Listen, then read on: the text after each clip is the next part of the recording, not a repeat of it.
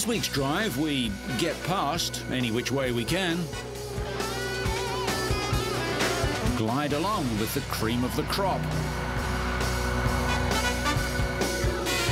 Become tired and emotional right beside the track. And deal with caravans as only the English know how. All this and more in this week's Drive.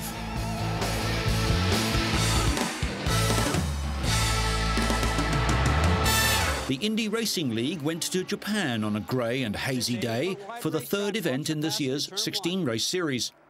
It's the only race held outside of America. Led by Dan Wheldon, cars with Honda engines started from the top 5 spots on the grid. The manufacturer has never won in 6 attempts at Motegi, 1 in the IRL and 5 in kart.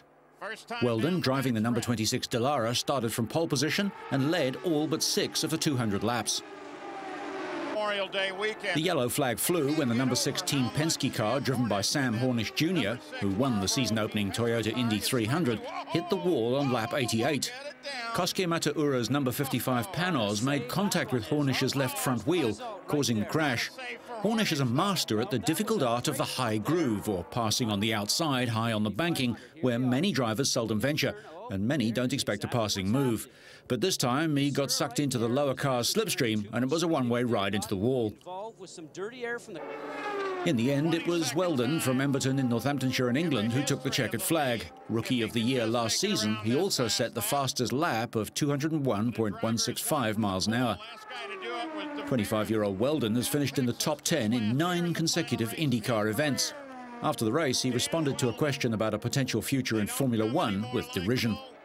There is no championship in the world that you can compete in, knowing that probably 10 to 15 cars can actually win the race. To win it is so difficult, but it makes it so rewarding when you do. I mean, I just love being part of it, the Englishman said. Crowd's loving it. Honda, Toyota. Oh, yeah. Tony Kanaan in the number 11 car celebrated his second place for Honda with some theatrics on the track. Helio Castroneves, driving a Dallara Toyota, finished third from Darren Manning and Scott Dixon. Most teams loaded up their spare equipment before the race, and the cars were on their pallets 90 minutes after the race for the trip back to the US. Teams needed to prepare for an open test of the new 3-litre engines at Indianapolis.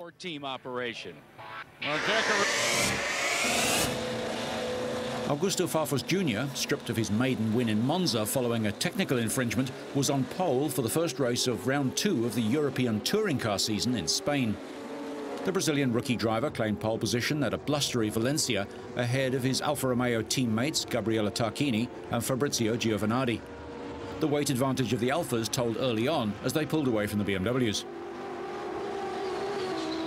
Englishman Andy Priaulx qualified 4th in the first BMW. From back in the pack, Dirk Muller had a good view of the race, just not the one he wanted.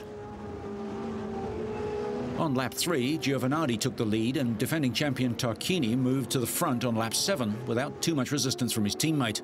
Tarquini went on to take the checkered flag for his second win of the season. As is usual in European touring cars, the first 8 cars began the second race in reverse order. Salvatore Tavano started race 2 on pole, but was not there for long as the BMWs eased past him. Antonio Garcia's BMW grabbed the lead with Andy Priaulx and brothers Dirk and Jörg Muller behind him.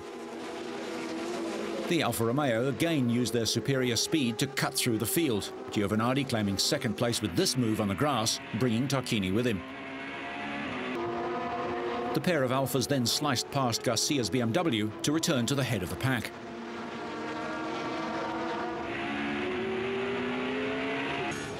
Farfus had seemed to get left behind until he dived down the inside to pass Priaulx, who had a clear view of the Brazilian's aggressive style and the Alfa's speed, as the team headed to another 1-2-3 perfect finish. However, with Alfa certain to receive a hefty weight penalty from this dominant display, things should be closer at Magny-Cours in France for round 3.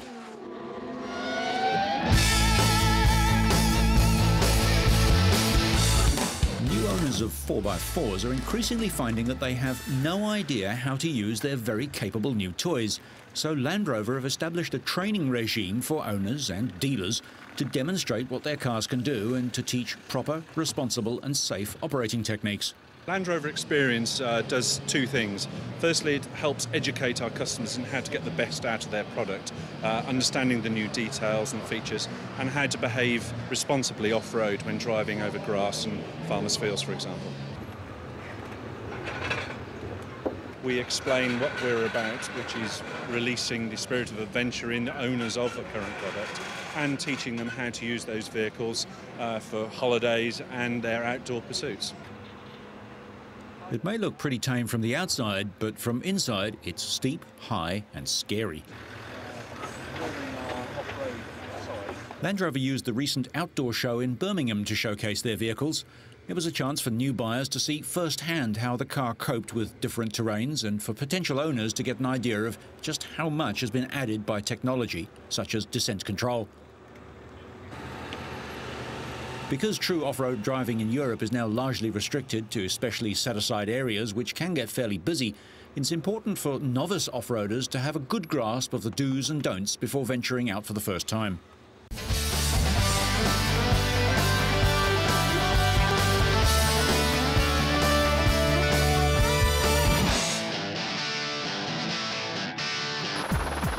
This building dominates the skyline of Munich. It's called, imaginatively, the Four-Cylinder, and the big teacup structure next to it is a museum in which visitors spiral up through the last 80-odd years of BMW's history. Across the road are some of the buildings originally used in the 1972 Munich Olympic Games. Inside are the people who create a wide range of cars and motorcycles which combine performance, quality, safety, longevity, style and value for money. Interestingly, the designers use some distinctly old-fashioned tools to help visualize how the next generation vehicles may look. In fact, these sketches are probably 6 or 7 years ahead of a decision to go into production. And in an industry where espionage has become an art form, it's probably safe to say that if you've seen it here, it won't be going much further. Although the computer graphics are of the just-released Mini Cabrio. Pre-production cars are put through a vast array of tests to verify designs. This test rig can be programmed to simulate a variety of test tracks without the need to leave the building, and there's no chance of driver fatigue or error as systems are tested, sometimes to destruction. The future of automotive fuel is hydrogen, a fuel that can be produced using water and sunlight and emits only water. When the car is running, only water vapor comes out the exhaust. If this hydrogen-powered engine is put into mass production, it would put an end to toxic automobile emissions and the consumption of non-renewable resources. And best of all for car enthusiasts, there's no sacrifice of engine performance either. To work in a car, hydrogen must be compressed to liquid form, and this is done by chilling the gas. Since the car's tank doesn't refrigerate the hydrogen, some evaporates, but because it's 14 times lighter than air, it dissipates harmlessly. BMW's goal is to produce hydrogen for its vehicles by the electrolysis of water, by splitting water into hydrogen and oxygen with electrical current. It might not be what you'd expect from a sporty car maker, but the new 3 Series Touring or wagon is 100% BMW. It offers sports performance with practicality and room to move. Think of it as a sporting car with a very big boot. The 330ci is the 3rd 3 Series soft-top model since 1985 and the latest and most elegant member of the 3 Series family. It has an even more rigid chassis than the previous coupe, giving low noise and vibration levels and sports car-like handling. The high-performance straight 6-cylinder engine delivers sparkling performance whenever it's needed. Automatically activated roll bars in the rear headrests and up to 6 airbags offer high levels of passenger safety in a full 4-seater convertible. As a top-drawer model, it comes fully loaded with high-tech features. The latest 5 Series has gained a 5-door brother that comes with a choice of 4 engines, including a diesel. Standard details are the 6-speed gearbox, climate control, 8 airbags, tyre pressure warning, a separately opening rear window, and self-leveling air suspension. Options include active steering, adaptive headlights, run-flat tyres, and a head-up display which projects driver information onto the windscreen above the steering wheel, so the driver doesn't need to look down at the dials. If the 3 Series is a sports car with a big boot, this is even more so. The 645ci convertible is the new lifestyle flagship, with performance guaranteed by a V8 engine and 6-speed box.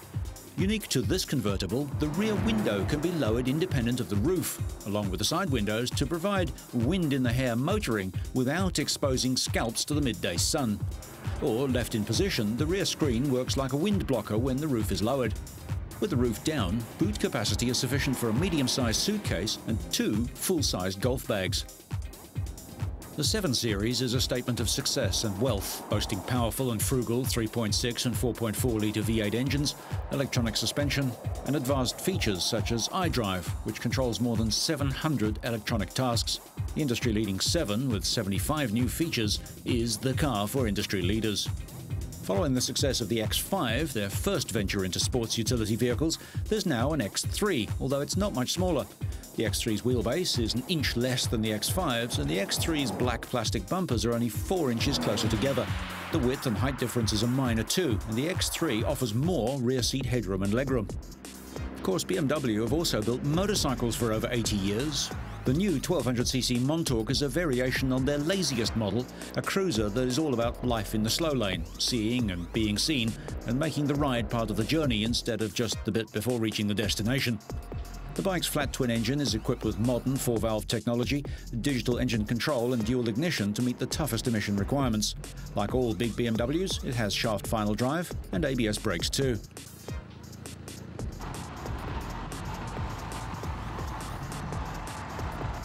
And then there's the new R1200 GS. BMW just about invented the big all-terrain touring category 25 years ago with the R80 GS, and thousands of people have used these bikes to ride around the block, around the country, or around the world.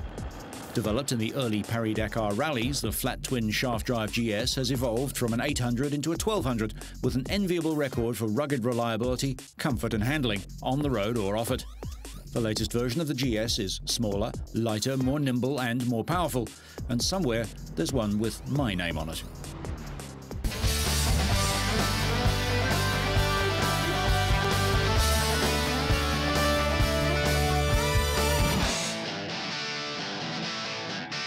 The MotoGP World Championship kicked off at the Fakisa Raceway in Welkom in the South African goldfields, where the pan-continental paddock pulsated with the excitement of a new season.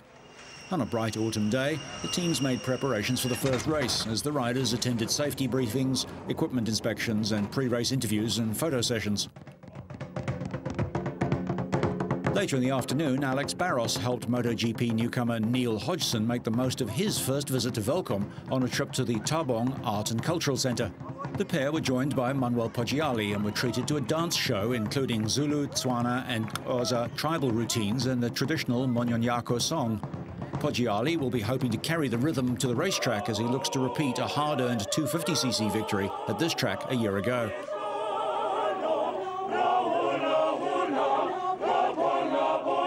The 28-lap MotoGP race would answer many questions, with Valentino Rossi's switch from Honda to Yamaha opening up new possibilities for the 23-man field. The Italian admitted that after intense pre-season testing, he was looking forward to the first race. Yes, for sure. Everybody wait for the first race, especially us, because for me, for Yamaha and for the team is a new adventure. We make many kilometers during the winter, but you know, the race is always different. So we need to start now. Need to understand if we are able to fix the bike in only 4 hours of practice, 4 hours of practice, and after waiting for the race. All eyes will be on the 25-year-old 5-time world champion who showed blistering pace in testing on his Yamaha M1. Other frontrunners include Sete Gibernau and Max Biaggi, second and third in last year's title, both of whom have won in Welkom, and their teammates Colin Edwards and Makoto Tamada. Brazilian Alex Barros and American Nicky Hayden make up the balance of Honda's challenge. Barros is back from Yamaha after an injury-hit season. Hayden finished 5th in his debut year. Once final qualifying got underway, Rossi repaid the faith of his new team by taking pole position. Valentino defied the critics, the pessimists and even himself with his performance. He'd earlier said that he doubted his new bike would be competitive early in the year. Sete Gibernau's last lap effort wasn't enough for pole, but it moved him to second on the grid, just 0.035 of a second behind Rossi, as he tried to repeat his victory of the circuit last year. Rossi had also grabbed a provisional pole in unofficial practice the day before. 4 times world 250 champion Max Biaggi was 3rd fastest to take the final place on the new style 3 across grid. Rossi's teammate last year, American Nicky Hayden, was 4th fastest. Texan former world superbike champion Colin Edwards, in his 2nd year in MotoGP after a season on the underperforming Aprilia Cube, was 5th fastest. Japanese rider Shinya Nakano, who has so far enjoyed an outstanding debut with Kawasaki, provided them with their highest ever MotoGP grid position of 6th as he lined up for his first race for the team. Ducati rider Ruben Zaus, another MotoGP rookie fresh from World Superbikes, wasn't hurt in this simple slide.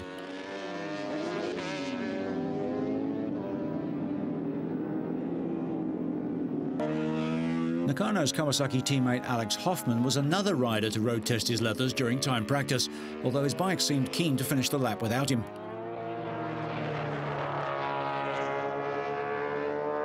Despite crashing, Hoffman would start 13th, Zaus 16th. Biggest loser was Ducati's Troy Bayliss, 3.2 seconds off the pace. We restart from the same point of the last year, and I am very, very happy. We make a great job. Try during the winter this new challenge, and is a great bet for everybody. But I stay very well. I have great confidence for the new adventure, and now we are in front of everybody. I am very, very happy. This pole position is like 10 normal pole position. But the race is tomorrow. We know is difficult, but anyway, we are in a good position. Thanks.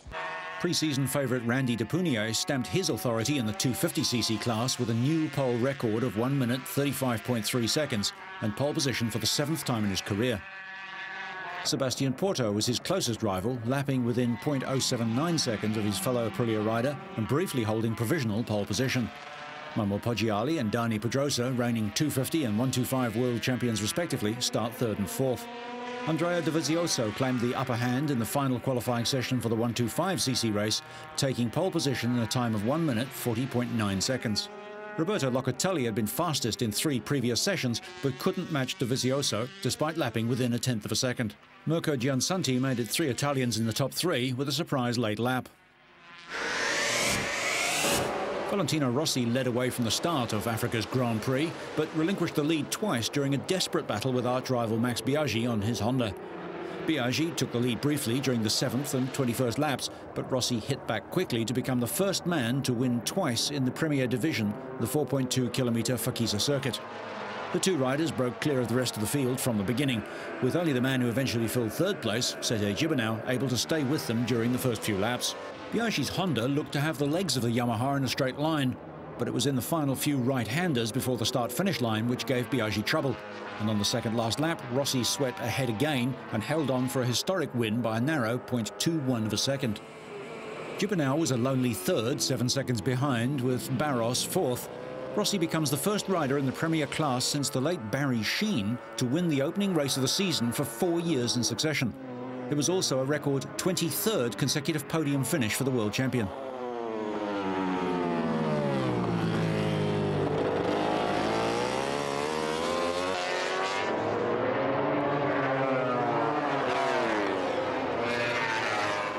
The significance was not lost on the mercurial Rossi. After crossing the line, he parked his bike and sat briefly before hugging the Yamaha M1, which carried him to the historic win. His victory in the season opener on the previously underrated Yamaha elevated him into the history books as the first rider to win back-to-back races with 2 different manufacturers. Yes, it's difficult to explain all in this moment, but anyway, about the race, about this weekend, maybe I make one of the best weekend of my career. I ride very well all the 3 days, and after the race was very, very good. It's a great show, a great battle with Max. Make all perfect, great start, good rhythm, and at the end I try make some good overtaking, and so it's good for everybody. And thanks to all, especially to my team, to my mechanics that come with me, also to Yamaha, make a fantastic job, and thanks to everybody. It was Yamaha's first Grand Prix win since Malaysia in 2002, as Rossi sets off in pursuit of the Japanese team's first world title since Wayne Rainey won the championship back in 1992.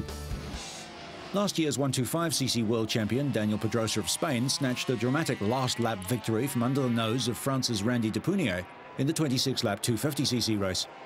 18-year-old Pedrosa broke both ankles in practice for the Australian Grand Prix last year, but he showed real daring in rattling Depunier in a series of passing moves during a thrilling last lap. Sebastian Porto carved through the field, having run off the track while in the lead with tyre problems. He rejoined in 22nd and last position, but charged up to finish third, 5.8 seconds behind Depunier. Manuel Poggiali was a distant and lonely fourth. Andrea Dovizioso of Italy won his first 125cc race when he steered his Honda to defeat 2000 world champion Roberto Locatelli with a daring passing move on the final lap of their 24-lap race. 18-year-old Dovizioso was racing in his 34th race, while 29-year-old countryman Locatelli was in his 132nd on the Aprilia. Australian teenager Casey Stoner gave KTM their best result ever, finishing third, having led the race briefly. He slipstreamed past Pablo Nieto on the last lap, putting the Spaniard back to fourth. The next round is at Jerez in Spain, where all the teams have conducted off-season testing.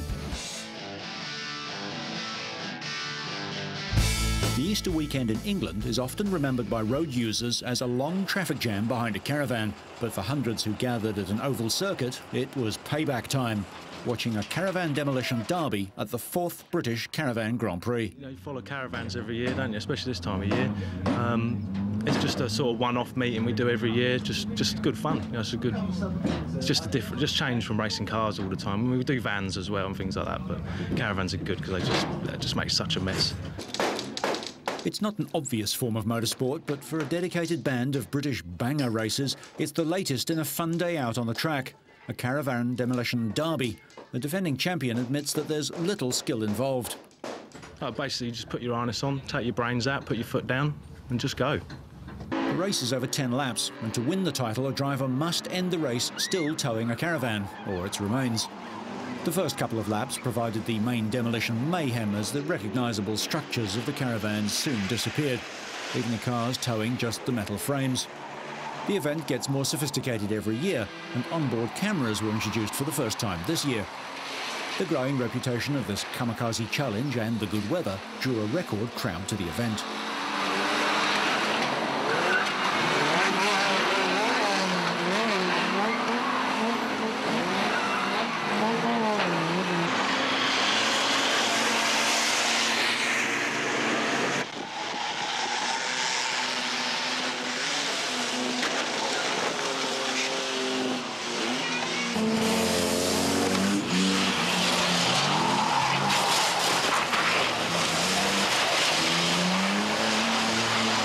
It seems you don't need to have a caravan to get picked on.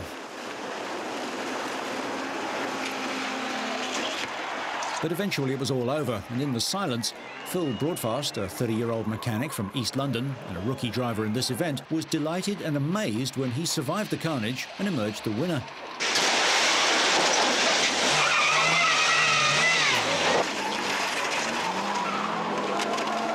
I'm over the moon. This is the first major trophy that I've ever... This is the first time I've ever actually won a race, and it happened to be this particular race. And he had the pleasure of knowing that he demolished a vehicle which most drivers love to hate when they're stuck behind them out on the road. So, whether you're in the market for a smart new roadster, learning how to get up and over, or just road testing your leathers, so you stay on track and up to speed, make sure you catch next week's Drive.